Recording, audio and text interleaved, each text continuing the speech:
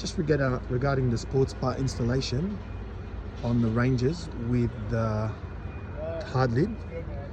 If you have your original sports bar, you can move the brackets back and you'll be able to install the aftermarket sports bar on there with very minimal modification. So all it is just moving these to a position that the sports bar ends with, and then you'll be able to install the sports bar on top of the hard lids, and they'll be all for the new models as well.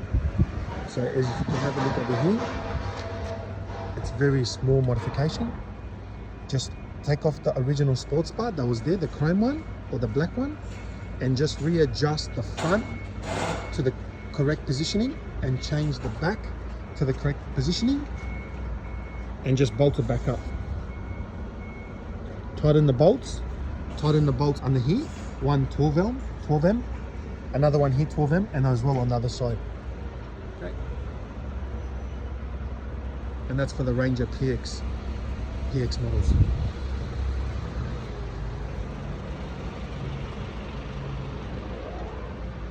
These are all items that's on the website.